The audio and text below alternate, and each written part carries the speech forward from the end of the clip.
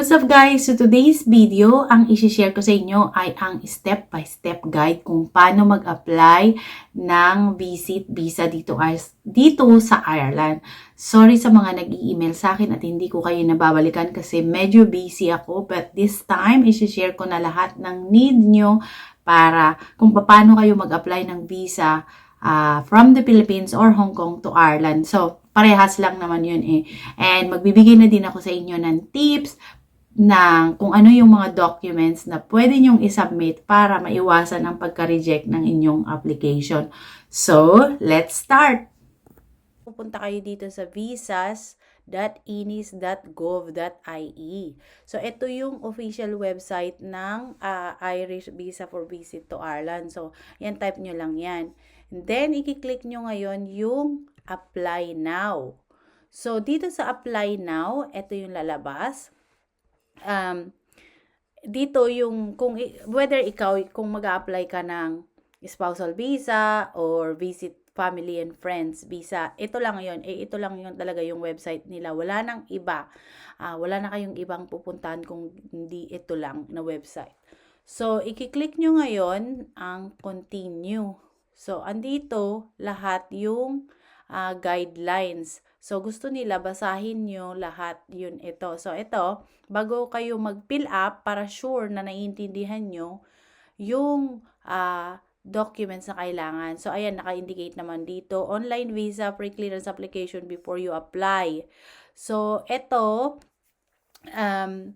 kapag nabasa mo na lahat ito, okay, anyway, let's just go through to it. You will need to print a summary, which is I will show you later. You will therefore need the ability to print from the computer on which you complete the application. So, kailangan yung passport and details of any previous passport number. So, kung kayo ay meron ng previous passport dati, dapat alam nyo na yung may copy pa rin kayo. Kung wala pa, first time nyo mag-apply, and hindi nyo na kailangan ito. Details of previous Irish visa, hindi nyo na kailangan. Details of any previous criminal, wala naman siguro kayo niyan. Contact details for your host in Ireland or your sponsor. Ito, importante ito. So, kailangan yung details ng nag-i-invite sa inyo. Kailangan niyang gumawa ng letter na naka-specify doon na kayo ay ini-invite niya at mag-i-stay sa kanya during yung time na i-apply nyo. Let's say, kunyari nag-apply kayo from March 1 to March 30. So, dapat naka-indicate doon sa letter ni host na doon kayo naka-stay sa kanya. If yung pag-i-stayan nyo is renter o nirerentahan lang yung address niya ay yung bahay, kailangan niyang kumuha ng letter from the landlord. This one guys, it's really important kasi para isahan na lang yung pag-submit nyo, and this is also based on my friend's experience kasi nung dinala niya yung tatay niya dito sa kanila, nagre-rent lang kasi sila doon sa property, so kinailangan nag-send si immigration ng request na kailangan pasign siya sa landlord na aware siya na yung tatay niya is mag-i-stay doon sa address na yon. So, yung itinerary, magbibigay muna kayo ng date, specific date kung kailan yung intended traveling date nyo, pero hindi nyo muna kailangang mag-book ng ticket kasi they wanna make sure na hindi naman masayang yung pag-book nyo kung di-decline yung application nyo. So, you don't need to worry about the itinerary. Kailangan lang magbigay kayo ng intended date nyo. Saka na lang kayo mag-book ng ticket kapag approve na. So, yan yung mga some of the documents na kailangan nyo na i-submit pag nakompleto nyo na yung application. So, ayan, sabi nila, if you experience technical issues using this facility, itong website na to, kailangan mag-email ka sa kanila. Pero kung sa personal experience ko, wala pa naman nagiging issue. Make sure lang na kapag nag-start ka na mag-fill up ng form, kailangan i-remember mo yung reference number. Anyway, guys, so moving forward, kapag naiintindihan mo na lahat yan, ititik mo lang itong box na to, and then mag-start ka nang mag-apply. I-click mo yan, start application. So, ito, ipakita ko sa'yo na meron na akong na pre-fill na application form on my previous, is the same, wala silang pinagbago. So, ito, country of nationality, lalagay mo lang yung Philippines. What is the reason for travel? Ayan, dito ka mamimili ngayon sa drop down. Hindi ko muna iano yung sa spouse, yung sa susunod na lang para para iba-iba naman. Focus tayo sa family visit visa or family visit visa muna. Or lalagay mo lang dyan. Dito, short stay. Siyempre, dito tayo, family member of EU. Hindi yan. Hindi ka naman join. Visit visa, family and friends. Ganyan. Pwede ka rin ng tourist visa, ganon. Anyway, so, pwede kang mag-apply ng single or multiple. So, depende sa iyo. So, ayan dyan, naka-explain naman. Single journey will allow you to travel to Ireland on one occasion only. So, ibig sabihin, kung single lang, pagkapasok mo, tapos pagkalabas mo, hindi mo na pwedeng gamitin ulit yung visa na binigay sa'yo. Tapos, kapag multiple naman, pwede kang pumunta ng multiple times as long as yung visa mo is as long as yung pagpasok mo is nandun sa duration. So, let's say, binigyan ka ng valid for 6 months na multiple visa. So, within that 6 months, pwede kang maglabas-pasok. Okay, so purpose of travel, kailangan nilagay mo dito, visiting your friend or your family, ganyan. Tapos passport mo, ayan, passport number, tapos yung proposed date you wish to enter, yan yung sinasabi ko kanina. So, dito mo ilalagay, so let's say, kunyari March, di ba? March ka magpunta, dapat mga January, nakapag-apply ka na mid ng January. So, give them at least 1 month time para din hindi on the spot yung pag-book mo. Pero kahit sinabi mong March, tas late na nila nabigay yung visa sa'yo, meron naman, duration or validity. So, let's say, for example, yun, within 6 months, dapat, valid yung, pwede kang mag-book ng ticket mo, kahit single pa yan, kung yung binibigay nila sa'yo na visa is 6 months. Pero parang feeling ko ngayon, 3 months na lang ang binibigay na validity. So, dapat makapag-book ka at maka-enter ka dito sa Ireland within that duration. So, hindi mo na kailangan.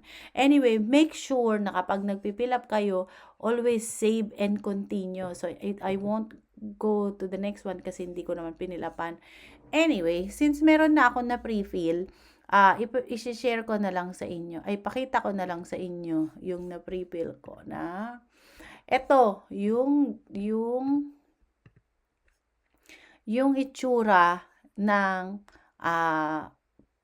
pipilatan mo. So, ito yung magiging summary nun. Yung lahat ng document yung lahat ng questionnaires na nakikita mo doon, ito yung magiging itsura. So, what type of visa?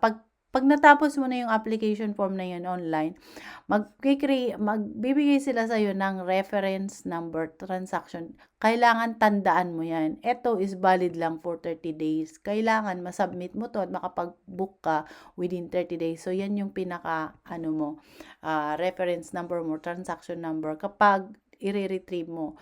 So, visa details, di ba? Let's say, nag-apply ka, family visit. Tapos, yan yun, journey type. Kunyari, single lang nilagay mo. So, one-time travel lang. Mas mura din kasi kung one-time lang. Kung hindi mo naman intended to come back again, just put single. What's the reason to travel? I'll be attending. So, let's say, ako, in-invite ko si ate ko. So, kaya sabi niya, I will be attending the baptism of my sister Claudine San. O, yan. So, purpose, dan yung purpose of travel, same lang. Passport, yun yung nilagay mo na yung passport mo. yung travel document mo, tapos proposed date, you wish to enter and leave Ireland. Ayan, yung nakalagay. Ano to 1 month. From July 8 to, ano ba yan? July 8 to July 21, almost a month. So, personal details, yan, lalabas din yan, yung name mo, birthday mo, gender mo, country of birth, nationality, tapos current address, Hong Kong, kunyari, kung saan ka man, Philippines, halos parehas lang naman ng tapos contact details, ganyan, ipinano ko na to para ito yun na yung summary ng sinasagutan nyo sa online. So, anyway, tinatanong pa nila, length of residence in present country, kunyari, dyan ka sa Pilipinas, di lagay mo from, like, kung ilang taong ka na, do you have permission to return to your after Ireland? Of course, you say yes. Have you applied Irish visa? You can say no kung hindi pa, unless you've been before. Kung nagpunta ka na dati, i-indicate mo dyan yung transaction number kung meron ka. Kasi kung nag-apply ka na dati, makikita mo yun dun sa passport mo. If you ever been refused, syempre kung hindi. Do you have family living in Ireland? So, ano ba yung visit mo? Friend or family? So, yes or no. Date of, yan na yung details nung family or friend mo na i-visit sa Ireland. So, relationship, ayan, nakalagay naman dyan. Anong relationship mo? Close friend, ganyan, or sister, or whatever, brother. So, ano pa yan? Have you ever been refused permission to enter Ireland before? No. Have you ever been notified to deportation? No. Have you ever been refused a visa to another country? Siyempre, no. Pero yes, kung meron kang yes. Kung na-refuse ka na ng Ireland before, walang problema. I-indicate mo lang doon. Tapos ibibigay mo yung reference number para i-locate nila kung ano yung naging reason. Have you ever been? Kasi hindi naman ibig sabihin kung na-refuse ka na before, marirefuse ka ulit. Kasi baka yung reason mo dati is nag-apply ka pero hindi enough yung documents na provide mo. So maybe this time you'll be more prepared. So like I said earlier, share ko sa inyo yung lahat ng documents na pwede nyong isubmit para hindi na kayo ma-decline. Anyway, have you ever had a criminal conviction in any country? Syempre, hopefully wala naman, di ba? So, wala. Passport travel document number, yung ayan, eto na. Have you been no, so passport travel document number, yung document number ng sa'yo. Kasi nilagay mo na yun sa'yo Yes. Yung nag-i-invite sa'yo, eto. Eto, yung nag-invitation mo. So, is this your first? Oh, no. Sorry. Na-confuse ako. Have you ever been refused? No. Sa'yo pa rin to.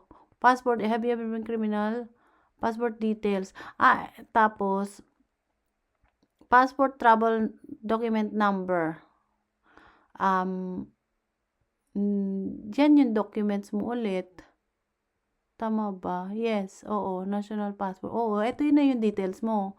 Ito yung passport. Kasi ang binigay mo lang doon is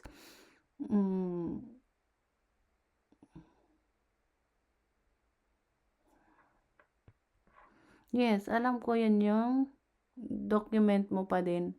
Is this your first passport? Tama. Is this your first passport? Kung yan yung first passport mo, yes. Pero pag hindi, ilalagay mo no kasi kailangan mo i-provide yung other details mo. Are you currently employed? So, ito na yung second page. Yan yung first page. 3 pages. Yan Ito lahat yung summary ng sasagutan mo. Are you currently employed in your country of residence? So, pag yes, ilagay mo dyan, yes. Current employer, ilalagay mo dyan yung employer mo, ilang buwan ka na, ano yung position mo. Very important yan kasi dyan sila magbe-base kung capable ka ba na mag-travel at kaya mong sustentuhan yung sarili mo kahit may sponsor ka pa. Kasi very, very strict sila, guys. So, kailangan may sarili kang pocket money. Dapat kapag nag-apply ka dun sa bank statement mo, equivalent yan ng back and forth ticket mo, pabalik at papunta. So, ganun yung gusto nila para just in case may mangyari sa iyo, alam nila na you are able to go home without the need of parang sa government dito. So, importante yan. Yan ang number 1 tip ko sa mga magbibisit ng family or friend. Importante na kahit may sponsor kayo, importante to know is when you send your bank statement, dapat may laman yun na equivalent kung magkano ang ticket value. Okay? Importante yan. Bago ka mag-apply, maglagay ka muna ng pera sa bangko. Okay? And make sure may laman. Kasi kung wala kang pera, tapos yung si sponsor mo lang ang mag-provide lahat, hindi ka pa rin nila i-allow. Well, there's a tendency, I cannot guarantee 100 for sure na ma-approve ka kasi nga, ang gusto ng Irish government, gusto nila makabalik ka na wala kang magiging problema at na may gagastusin ka. At kahit meron ka ng return ticket, ang gusto kasi nila, may gagastusin ka sa sarili mo kung may mangyari man sa'yo. So, yun ang pinaka-importante doon. Definitely, hindi ka nila i-decline. So, ayan yung details ng employment mo. Anyway, kung student, hindi ka naman student, no? Are you traveling with others? Kung yes, ilalagay mo lang dyan yung details nila. So, contact host in Ireland. Ito na. Contact details for contact host in Ireland. If you have no personal contact host, please give accommodation name and address. So, itong ibig sabihin yan kung mag-i-stay ka sa hotel. So, kailangan mo yung details dyan. Pero, I assume na pupunta ka sa Ireland to visit family or friend. Ilagay mo lang yung details nila dito. Yung address nila, yung contact number nila, tapos, indicate mo yan, family ba yan or friend. Yes, lalagay mo lang dyan. Tapos, yung details mo ng kunyari ito kasi application ng kapatid ko. So, ito, yun yan. Tapos, wala naman akong trabaho, pero nilagay ko dyan. So, date of birth ko, and then mga email ko. So, ang susunod na tanong dyan, Department of Justice Reference EAA National Date of Birth. So, yan yun yung sa akin. Your family, personal status. So, personal status, kunyari ikaw, sa iyo to, single, spouses, kung mag-travel ka ba with spouses, syempre, kung ikaw lang, wala. Kasi nga, busy to family. So, ito, ililib mo na lang na blank. Yung anything that is non-applicable, lilib mo na blank. Pero yung lahat ng may mga asterisk, make sure na may sagot. Ito, hindi wala. Kasi nga, hindi naman na siya. Is this child traveling with you? If yes, on application form, wala na yan. Kasi, kasama dito, doon sa online, mga tanong yan. Yan, ibablank mo na yan. Katulad yan, na-leave blank. So, anyway, pag natapos mo na yan, ito na yung magiging itsura. Nalala nyo yun dun sa, ito na yung magiging itsura ng shortcut. Ayan. No, that's visit for spouse. Share ko yung isa. Hang on guys. Ito, share ko. Gumawa na kasi ako ng summary. Ito na yung summary. Ito. So, ito na yung pag natapos na kayo sa online, submit nyo na, di ba? Ito na yon yung sinasabi kanina dun sa guidelines. Ito na yung pinaka summary. Kasama yung application na yon. Yung summary na yon, ito. Wait.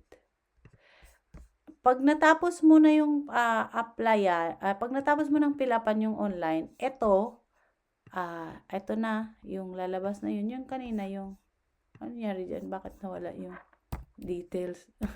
Anyway, ito yung pinakita ko sa inyo kanina. Pag natapos mo na yan, continue submit, eto na, lalabas na din ito. So, kasama yung application na yon at saka ito, ipiprint out mo siya. Print out mo siya, tapos nakalagay dito din yung details kung ano yung kailangan mong gawin. So, next step na tayo is kailangan makapag-book ka na ng within 30 days. So, within 30 days, mag-book ka dito sa BFS Global Ireland. Ito sa Hong Kong, pero ganito na din sa Pilipinas. Wala na kayong ibang pagbukan ng appointment kung hindi BFS Global. So, isearch natin para pakita ko sa inyo. BFS Global.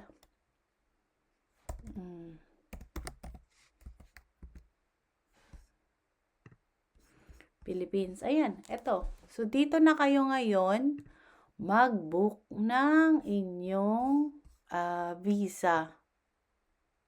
Wait. BFS Philippines. Ito. Sorry. Ito. Wala na kayong ibang pagbukan. Saka lang kayo mag-book kapag natapos nyo na yung application form nyo. Kasi nga, kailangan nyo i-print out yun, tas dadalhin nyo yun. So, dito kayo mag-book. Dapat within 30 days, makapag-book kayo kasi kung hindi, magpapanibago na naman kayo ng application kasi valid lang ito ng application, di ba? Your appointment at the VAC must take place within 30 days of completing your online application. So, kailangan mong makapag-book agad within 30 days. So, ito yung nakalagay. In order to complete the application process, you must print and sign this summary application sheet. Log on to the online payment and appointment booking website below to pay the visa application fee, if applicable. So, definitely, you have to pay. I think around 6,000. Anyway, you will see it there. So, let's see kung nag-load na. May problema atang aking wifi, guys. Kasi, bakit ang bagal? Anyway, you have complete. So, ayan, kapag nakapag-book ka na dyan sa, na yan, bayaran mo na yung fee.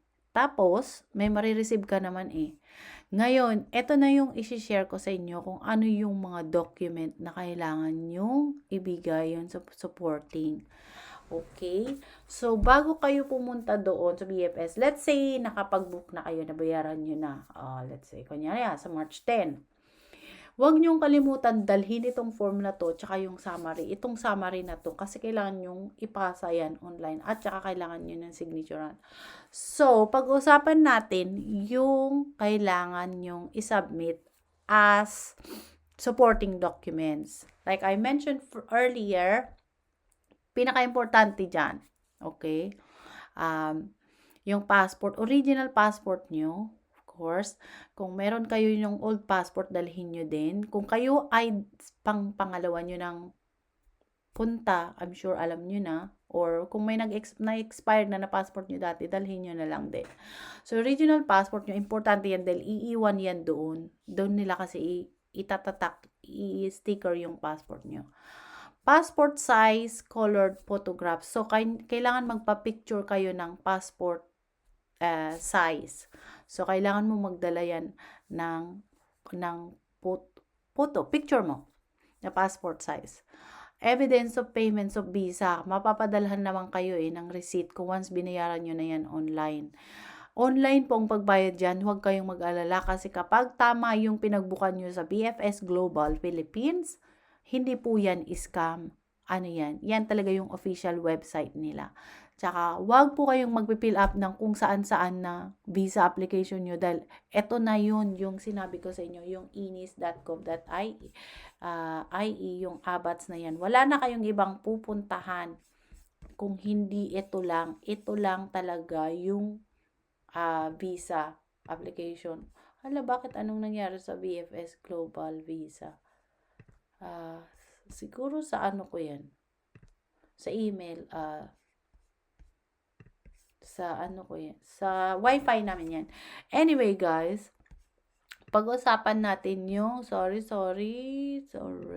pag-usapan natin yung mga evidence of payment ng visa unless your fee is exempt. Definitely you're not exempt kasi you have to pay.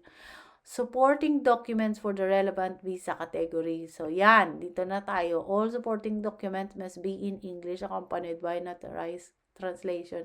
Normally, yung mga document naman natin sa Pilipinas are already English. So, you don't need that. But supporting documents, let's say, mag-apply ka, right? Number 1, yung passport mo, yung passport photo size, yung application summary sheet na yan, dalhin mo yan. Like letter from your host sa Ireland. Ano bang ilalagay niya dun sa letter? Kailangan niyang magsulat sa immigration na ini-invite niya kayo from this date to this date, and that wag niyang ilagay dun na you will be paying for the food and lodging, ganyan. Or kahit ilagay niya dun, dapat meron pa rin kayong pera. Like pwede naman ilagay ni host na we will be responsible for her or him that she's staying in our house during this time. We will provide her a place to sleep, and he or she will be bringing extra money for her, blah blah blah, like that. Importante na i-mention niyo yun, kasi kung sasabihin niyo na si host lang ang magpo-provide lahat, baka mag-hesitant si immigration na magbigay ng visa. So, kailangan lagay kayo ng pera sa bangko. Importante yan, kasi isa yan sa magiging issue na ma-decline kayo kung hindi kayo magpapakita ng pera sa bank statement nyo. One case, my friend, parents, alam mo, kinuhanan pa siya ng titulo ng bahay na meron siyang babalikan na bahay sa Pilipinas. So, mga ganyan. Actually, tinatanong naman nila yan, may asset ba kayo dun may property ba kayo sa Pilipinas? Kung meron, i-indicate yun, address, tapos kailangan mong ipadala yung titulo. Ganun. Importante yun. That's very important. May mga ganung issue. Kasi, so, kahit naipasa nyo na minsan yung mga sa tingin nyo na required nila, they might ask again. Pero pag satisfied sila na meron kang pera dun sa bangko, okay yung letter ng host mo, ikaw din pala, wag mong kalimutan, ikaw mismo as aplikante, gagawa ka din ng letter, ng parang promissory note. Paano naman promissory note? Pero sasabihin mo doon na to the immigration officer, I blah blah blah, I'll be traveling to Ireland like this, staying with this and that, and make sure that I'll be coming back on this date, blah blah blah. Ganon. So, kailangan gumawa ka rin ng letter to the immigration as your supporting letter. Kailangan yun na hindi lang si host ang gagawa ng letter, ikaw din. Kasi sa mga kapatid ko, naggagawa talaga sila, pinapagawa ko sila. So, for how many times na sila pabalik-balik dito sa Ireland, they have never an issue sa application nila. Tsaka mabilis din. Pag nakailang beses ka na rin pabalik-balik, wala nang magiging issue, kasi nga pinakita mo sa kanila na good record ka, bumalik ka sa time na sinabi mo, or within that period na visa na binigay nila. So, importante yan.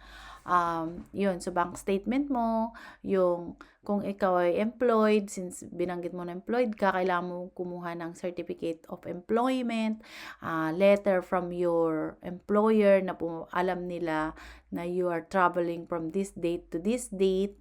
Ayan. Salary slip, bank statement, ganyan. Anything that will parang magkaroon sila ng confident na ikaw ay babalik sa home country mo. So, yan. Importante. So, again,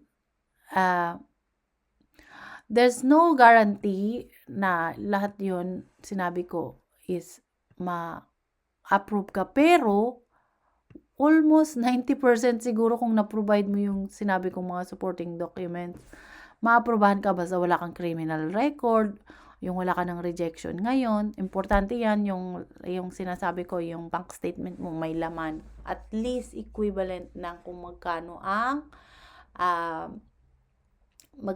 ang ticket.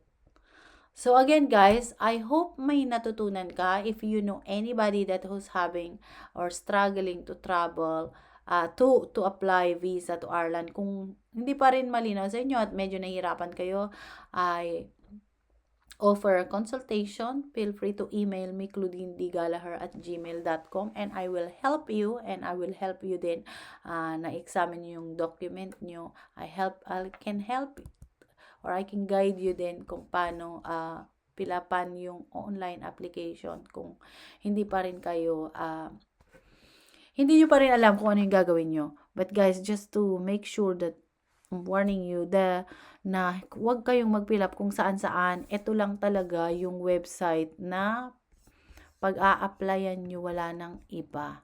Dito lang talaga. Tas, I'm sorry about this one. Hindi naglo-load. But BFS Global Philippines, dyan lang kayo mag-book. At saka, pupunta lang kayo dun sa office nila. Kung, ayan, book now. Ayan, book now. Dito na kayo sa book now kasi na kayo dito, book appointment. Dito, magbabayad kayo. Walang problema yung payment nyo. Hindi yan scam. So, BFS Global Philippines. Yan, dyan kayo mag-book.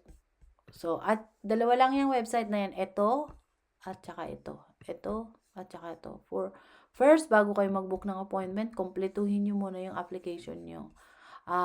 Kunyari, nag-start na kayo tapos hindi nyo pa na-kompleto, laging save and continue. Pag nag-save and continue kayo tapos hindi nyo pa na-kompleto kasi may hesitant pa kayo, pwede nyong i-retrieve yung application nyo just by putting the transaction number, yung pinakita ko kanina, yung passport nyo, yung nationality nyo, at saka yung date of birth, tas mariretrieve nyo na kung gusto nyo may i-edit kayo. So, ayan guys, tapos may submit doon, tas lalabas na ulit yun. Pwede mo nang i-next, save and continue, next, ganon. Anyway guys, so sana nakatulong ako sa inyo, and best of luck sa pag-apply nyo and pag-visit nyo dito sa Ireland. And yeah, if you know anybody who are struggling to apply, feel free to email me, send me a comment. What do you think? Is there any other question that you want me to cover? Feel free and let me know. And best of luck, and I hope you will enjoy your stay in Ireland, and best of luck to your visa. Bye bye for now.